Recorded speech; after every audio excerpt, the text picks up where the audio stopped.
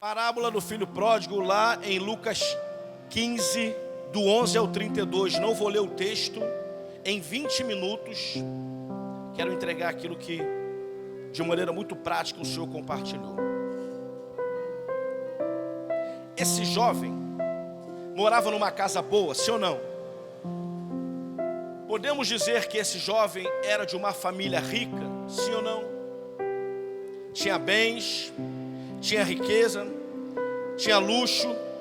E a grande pergunta que sempre podemos fazer quando olhamos para essa história é: por que esse camarada quis sair de casa? O que é que faltava? Se esse homem já era rico, por que ele requereu a sua riqueza, a sua herança e saiu de casa, se ele já tinha tudo? Existe uma chave na história do filho pródigo que vai levar ele, e se nós entendermos, nos levar de alguém que tem uma herança a alguém que exerce o governo. Porque enquanto aquele jovem estava sob a responsabilidade do seu pai, lembra que quem construiu riqueza não foi o filho, foi o pai. Qualquer semelhança, entre a nossa história com o pai, com Deus, de filho, filha, para um pai que é Deus, não é coincidência. Ele não edificou, ele não construiu, mas ele podia usufruir. A ótica humana não tinha motivo para esse garoto sair de casa. Aliás, como ele não construiu riqueza, como ele não trabalhou para ter o que tinha, ele não era rico, ele usufruía da riqueza. Ele se tornaria rico quando recebesse a sua herança, e a sua herança vinha de um direito adquirido por ser filho de alguém que construiu riqueza. Mas para ser rico e não só usufruir da riqueza, não bastava ser filho, precisava ser filho de um pai vivo ou morto? Morto, porque ele só receberia a riqueza e poderia então, recebendo, se dizer rico, quando o seu pai já não vivesse mais na terra. Então o filho pródigo não pediu a riqueza, ele pediu o controle sobre a riqueza. Diga comigo: o filho pródigo não queria riqueza, diga, queria controle.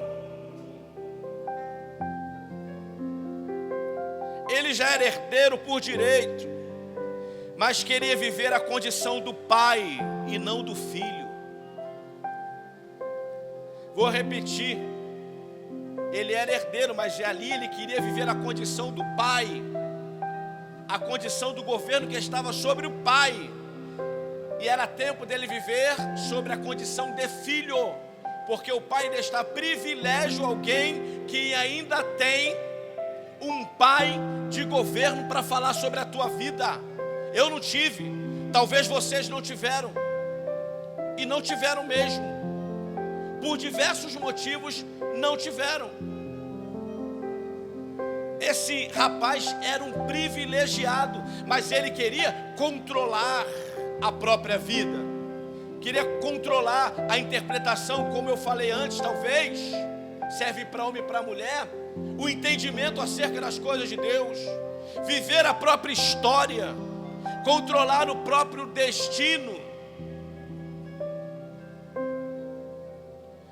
Queria governar sobre riqueza, sobre geografia, sem antes governar a si.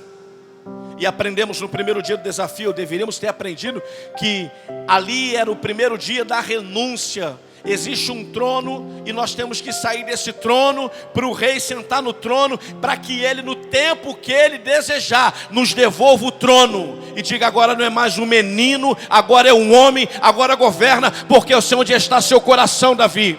Eu te provei lá com as ovelhas, eu te provei com o urso, eu te provei com o leão, eu te provei com a tua família, quando tu tinha motivo para odiar a maneira que era tratado, rejeitado pelo seu pai. Davi, eu olhei o que nenhum pregador fala, o Espírito está dizendo agora, eu olhei para o seu coração e vi governo, porque em nenhum momento você odiou o seu pai, odiou os seus irmãos, repudiou como ele te tratava, se viu diminuído por alguém, você governou por dentro. Agora chegou a hora, eu vou te entregar o governo da terra, vou te entregar gente, vou te entregar lugar, vou te entregar as guerras, vou te entregar o mundo. O teu coração me pertence, agora o meu coração te pertence. Olha o que o Espírito está dizendo. Quando Davi entregou o coração para Deus, Deus disse: filho, o meu coração agora te pertence. Se você chorar, eu vou chorar. Se você sorrir, eu vou sorrir. Se eu estiver triste, eu vou descer. E se levantarem contra você,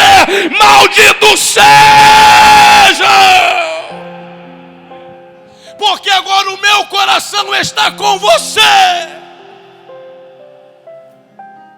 E eu sei que você vai saber usar o que eu estou te dizendo, filho. Você não vai usar para me chantagear.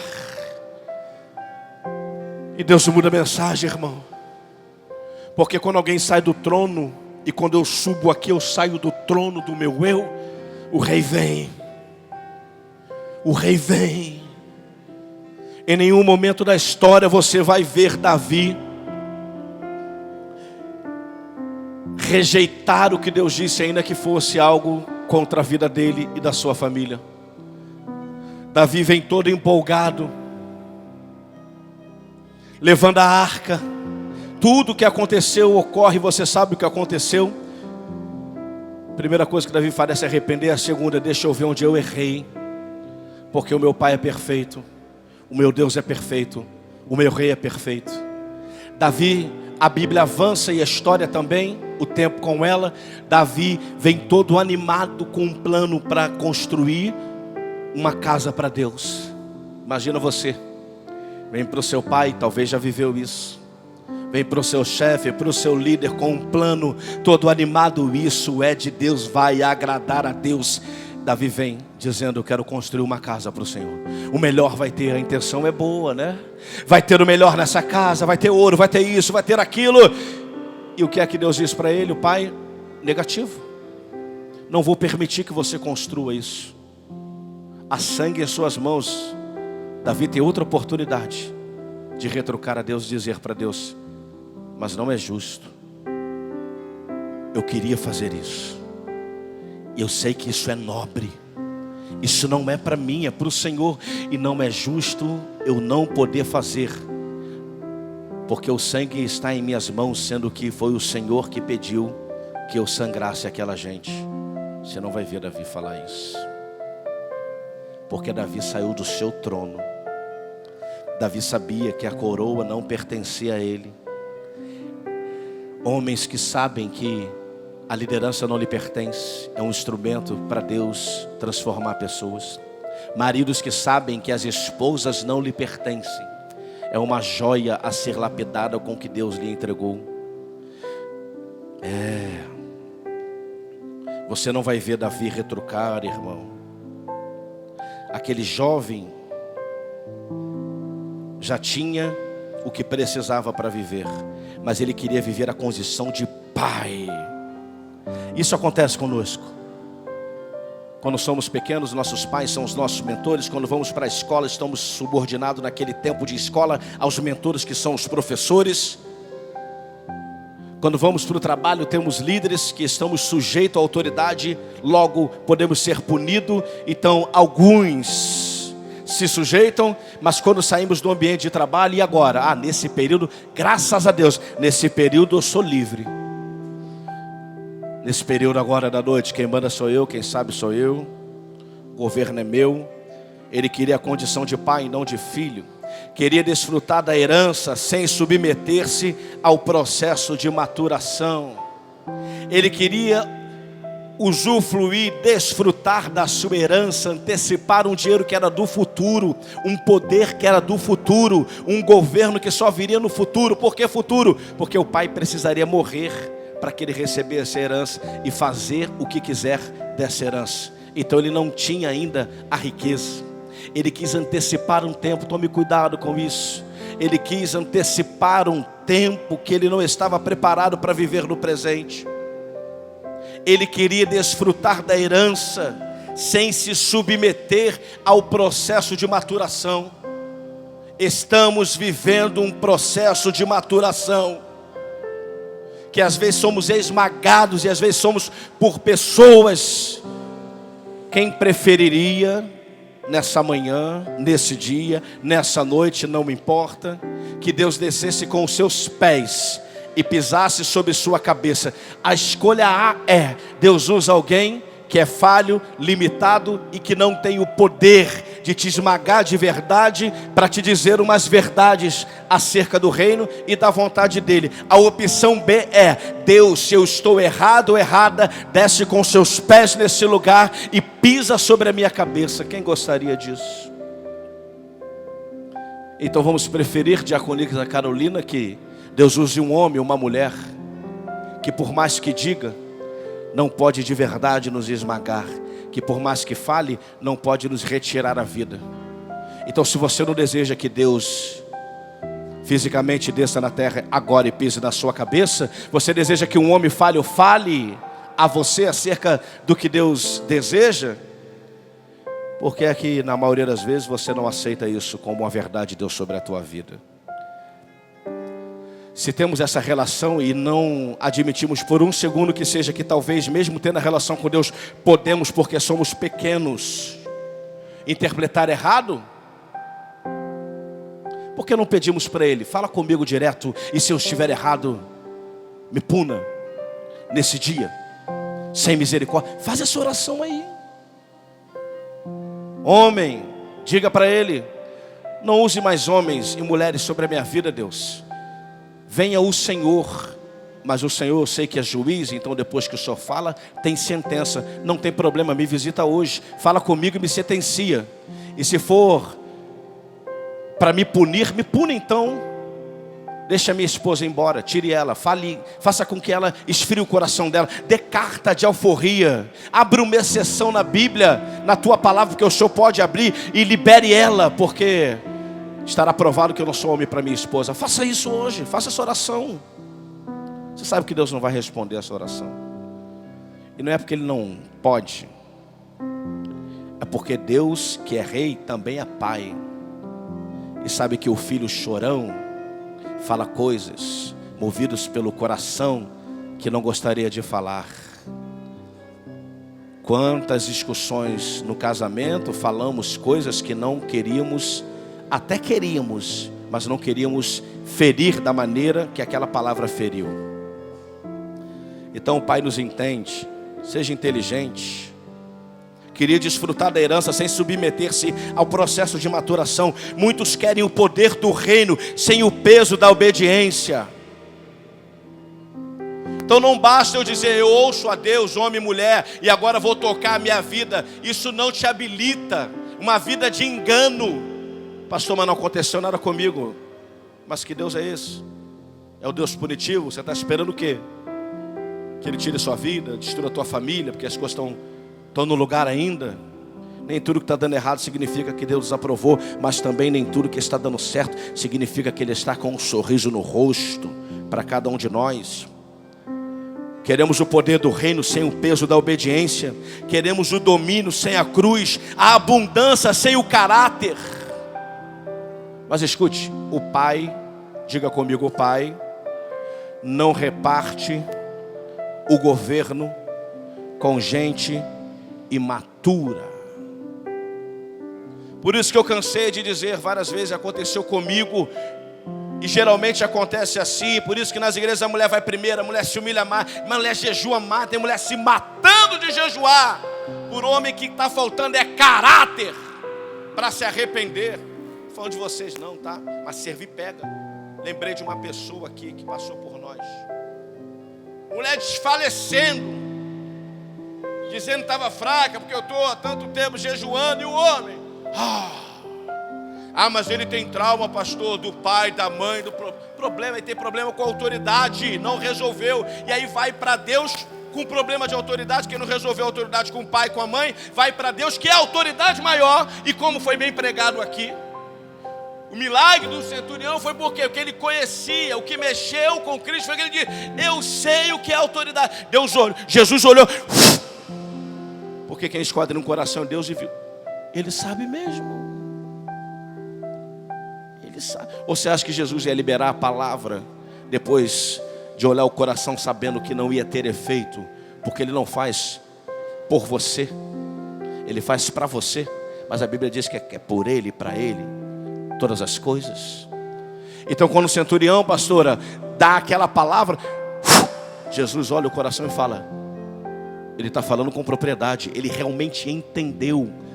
Admita talvez por um segundo sequer que talvez você também não tenha esse entendimento que o centurião tinha. Então às vezes nós estamos numa convicção e Deus está olhando lá, não entendeu, falei por enigma, não entendeu. Mas está indo, nada de errado está acontecendo, está indo. Aquele homem poderia voltar para casa e nada ter acontecido, mas porque ele realmente, quando declarou, tinha um entendimento. Não declarou por declarar, não declarou para concordar com o homem e com a mulher, para acabar com o problema, não declarou sim só para não ficar mal visto ou mal vista pelas pessoas por não participar de alguma coisa, não, declarou com propriedade. Jesus olhou e falou: realmente ele entendeu. Se ele entendeu, recebe a semente, porque o coração é uma terra de entendimento para a semente que vai produzir o fruto do milagre. Então aquele homem, tendo entendido, tinha a terra certa para a semente certa. Jesus só precisou liberar uma palavra, a semente entrou na terra do entendimento. Levanta a tua mão que eu vou declarar sobre a tua vida, que a sua vida seja guiada por um coração que é uma terra que entende a semente de Deus. E hoje Deus está te dando semente. Semente para a sua casa, semente para a sua família, semente para o seu casamento. Aproveite esse domingo, não deixe esse domingo terminar sem a conversa que é preciso, sem o arrependimento que é preciso, sem a humilhação. Ei homem, chore hoje, mas pelo motivo diferente, no colo da sua mulher, não um motivo de partida como no passado, um motivo de agradecimento, dizendo: eu fui um miserável, eu não me destronei, mas a partir de hoje eu serei rei e sacerdote da nossa casa. A nossa família terá destino, os nossos filhos terão futuro. A sociedade vai ver, não, a sociedade vai sentir, não, a sociedade vai respirar. Quando eu e minha família passarmos, o cheiro do céu vai exalar e eles vão respirar o que é o amor, o que é a justiça, o que é o reino de Deus na terra.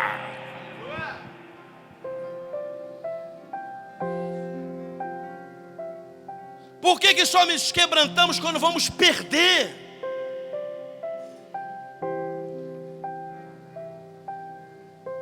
Ele já era rico, mas não era Senhor. Ele já era pai. A verdade, ele já podia ter um filho, falando de nós, mas não era pai. Ele já trabalhava, mas não era provedor. Olhe para homens aí fora, você conhece. Ele já era casado, mas não era um marido. Ele já era um obreiro, mas não era um sacerdote. Ele já tinha liderança no trabalho, mas não era o rei. Leve para a sua vida. Pense em outras pessoas que você já viu. Aprenda com as outras pessoas. Aprenda com a sua história. Ele era rico, mas não era Senhor. Segundo, problema é que herança antes da hora vira maldição. Quando o filho pede: pai, dai-me a parte dos bens que me cabe, ele antecipa o tempo de sucessão. Escute isso agora. Na cultura judaica, isso era praticamente, para o judeu, pedir a antecipação da sua herança. Herança só recebida se o pai não estivesse vivo. Literalmente para o judeu era declarar que o pai, o seu pai estava morto. Era uma afronta. Se eu dissesse, sendo judeu, para o meu pai, se fosse o caso, antecipa a minha herança, que eu vou sair, eu estava dizendo para ele: para mim você morreu.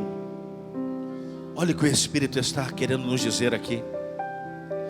Às vezes eu estou fazendo isso com Deus, dizendo: Pai, antecipa o meu governo, antecipa a minha herança. E pela cultura judaica, eu estou dizendo para o Pai, para Deus: para mim o Senhor morreu, porque quando me deste, serei eu autossuficiente para controlar a minha vida, para governar o meu destino. Já não conto com o Senhor. Quem pode dizer para Deus hoje: pede para Deus para Ele te entregar a herança, e diz para Ele: para mim hoje o Senhor morreu. Quantas orações a gente faz? Pai, eu só preciso disso. Pai, se o Senhor me der isso.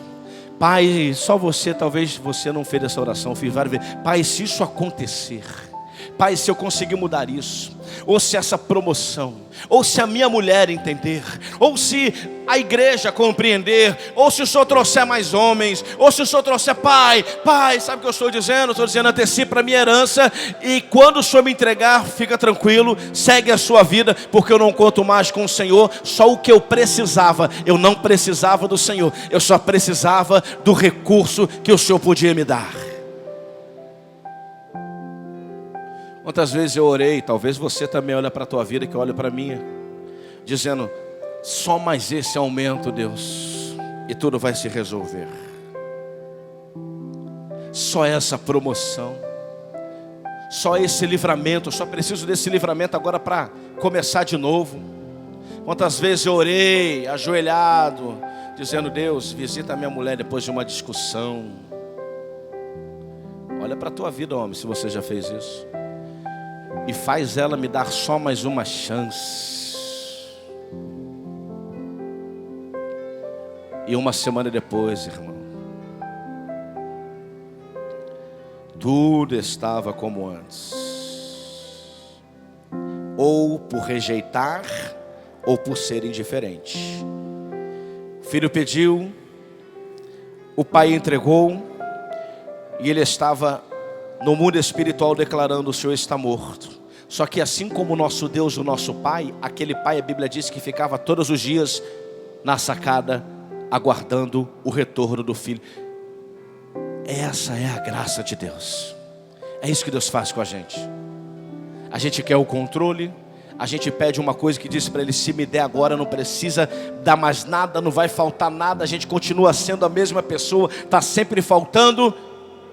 Estamos dizendo, em outras palavras, não preciso mais do Senhor.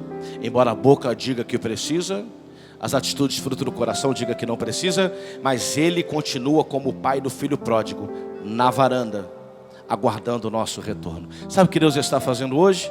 Ele está na varanda, torcendo para eu e você apontar no portão, para dizer para mim e para você: que bom que você voltou.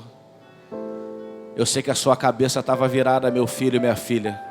Eu sei que até hoje você não entendeu, mas que bom que você voltou. Deus não retém bens. Ele adia o acesso até que o coração esteja pronto para sustentar o peso do que você pede. Terceiro, a parábola do talento, que está lá em Mateus 25, tem uma conexão com essa mensagem, porque na parábola do talento os princípios são idênticos.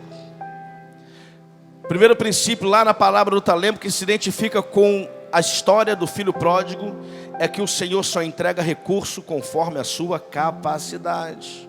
O filho pródigo queria antecipar. Na parábola do talento teve 3 que receberam, o último enterrou, achando que estava fazendo o que era certo. Por quê? Porque a mensagem estava camuflada, a mensagem estava, como foi para Miriam, não estava tão clara, estava por enigma. E aí cada um vai entender de uma maneira. Aquele servo que guardou, enterrou, ele entendeu de uma maneira e acreditava que estava certo. Aos nossos olhos talvez ele estava certo, ele protegeu, ele guardou. Olha o perigo que estamos correndo quando não compartilhamos, porque talvez não faça sentido, ou porque achamos que já entendemos, de na verdade termos entendido errado. E dizer para Deus: aqui eu guardei, está aqui a minha família, a minha casa. Ele está dizendo: mas não era isso que eu queria. Eu não queria só que você guardasse a sua família, Eu queria que você desse destino para a sua família. Eu queria que a sua esposa tivesse avançado. Eu queria que o seu filho fosse maior do que você. Mas você entendeu errado, não teve humildade de admitir que talvez tivesse entendido errado. E não teve quando não compartilhou, quando não se expôs ao confronto, ou quando sendo confrontado, agiu de duas formas. Ou rejeitou, e às vezes o balançar da cabeça significa a mesma coisa. Olha aqui para mim, a cabeça está balançando e o coração está rejeitando. O outro lado da indiferença, a cabeça está balançando, mas o coração está rejeitando. O Senhor entrega recursos segundo a nossa capacidade. O fiel multiplica e é colocado sobre mais. O servo chamado servo fiel é o servo que multiplica. Talvez já fizemos essa fala, mas eu tenho sido fiel ao Senhor. Talvez você conhece pessoas, pai, mãe, gente ao seu redor, que você diz, e a pessoa diz, eu sou fiel ao Senhor. Você olha e diz, aquela pessoa é fiel ao Senhor. Minha mãe é fiel ao Senhor. Meu pai é fiel ao Senhor. Mas segundo a parábola dos talentos, o servo fiel é o servo que multiplica. Então precisamos rever a nossa régua. O que é ser fiel ao Senhor? É só reter ou é multiplicar? Terceiro princípio, o infiel perde até o que tem. Ou seja, a diferença entre o filho pródigo e o servo fiel é o mesmo ponto. O controle sem preparo pode gerar a perda. Ambos receberam algo do seu Senhor, mas apenas um entendeu. Ambos, todos receberam uma mensagem do Senhor, mas às vezes um só entendeu que o controle verdadeiro é resultado da fidelidade, não da independência. Vou repetir.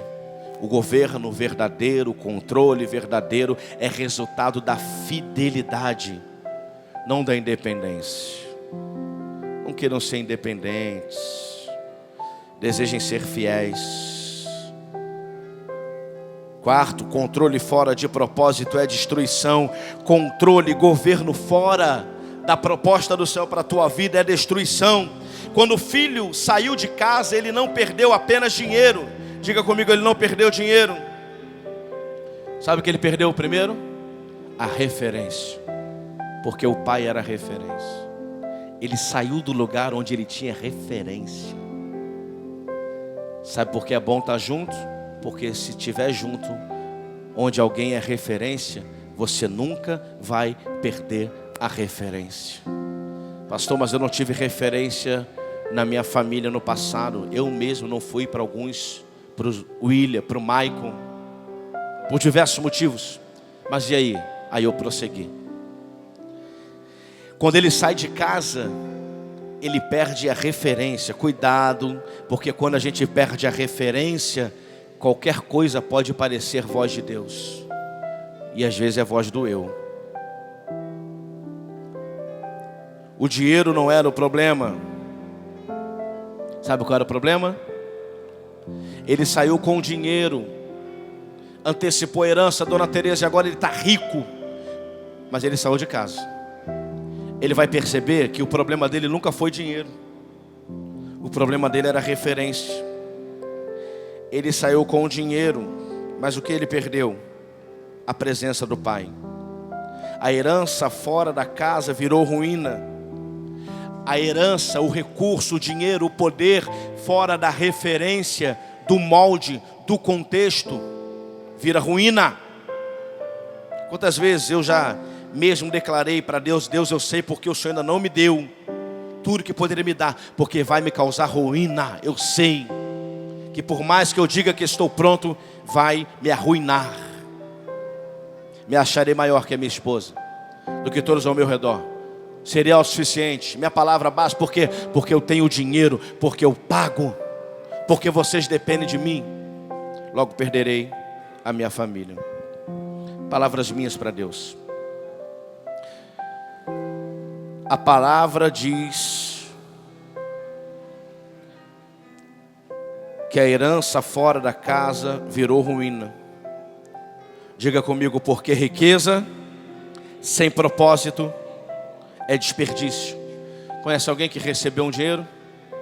Vemos aí artistas, pessoas que ganham prêmios, não tem um propósito, uma proposta de vida clara que Deus deu para ela. Sabe o que vira? Desperdício. Compra coisa que não deve, dá dinheiro para quem não sabe o que fazer dinheiro, e um ano depois estão pobres. Ganham prêmios de 1 milhão e um ano depois estão pobres novamente, porque riqueza sem propósito é desperdício. Aumento salarial sem propósito é desperdiçado. Lucro da empresa sem propósito é jogado no lixo. Dinheiro a mais na conta pode virar desperdício numa geladeira cheia de coisas para serem jogadas fora, porque compramos mais do que aguentamos comer.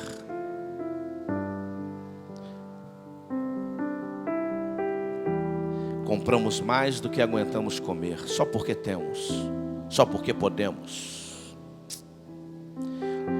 Dinheiro fora do propósito é desperdício. O filho não foi destruído pela pobreza. Diga comigo, o filho não foi destruído pela pobreza. Diga, ele foi destruído pela pressa. Tem gente que não quer submeter o processo porque tem pressa. Tem gente que diz que entendeu as coisas de Deus só porque na verdade tem pressa, não entendeu. E eu vou encerrar agora no 5º ponto. Aquele jovem vai fazer o caminho de volta. Ele vai retornar para um lugar de governo. Quando ele volta, você lembra como ele volta? Ele não... O menino saiu pedindo posse, pedindo para ter. Quando o menino volta, ele volta pedindo perdão. Depois é fácil a gente ver, né? A atitude dele na saída é: me dá o que é meu. Eu já entendi, eu sei como fazer. Já sou um homem. Eu sei o caminho. Eu não tenho que esperar você morrer para ter. Me dá, eu já estou pronto. Você diz que eu não estou, mas eu sei que eu estou pronto. Eu sei o que eu ouvi de Deus. Eu sei o que eu vivi, me dá isso logo. É assim, você acha que foi tranquilo? Talvez você está fazendo isso com Deus. Sai nessa arrogância. Vai, sofre. Come com os porcos. Já passou por isso? Eu já passei. Talvez você já passou. Voltou pianinho, porque foi humilhado, foi humilhada. Porque perdeu tudo, ou perdeu alguém que amava. Aí a gente volta, não pedindo mais posse, não pedindo mais recursos. Volta como esse jovem, pedindo perdão. Pai, me perdoa. Eu não devia ter saído. Eu não devia ter saído da sua presença. Privilégio é estar na sua presença. Vou dizer a minha esposa hoje: privilégio é estar na sua presença todos os dias. Ter você do meu lado é um privilégio para mim, amor.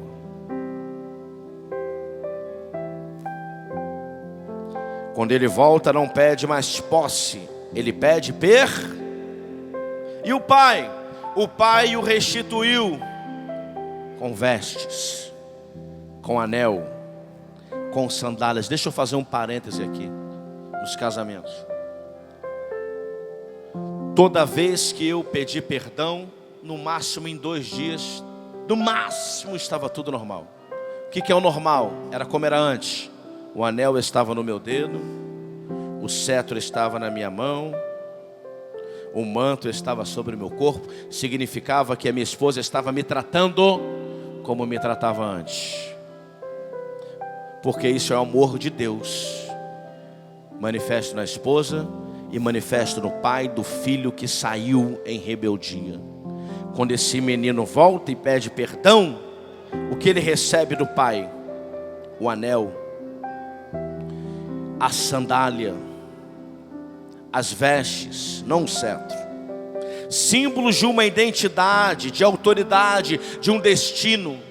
Quando ele recebe o anel, a sandália, quando ele recebe as vestes, diferente de como ele estava vivendo lá fora, o pai também está dizendo: ei, sabe o que significa isso aqui? Significa, nunca se esqueça que você ainda tem um destino, rapaz.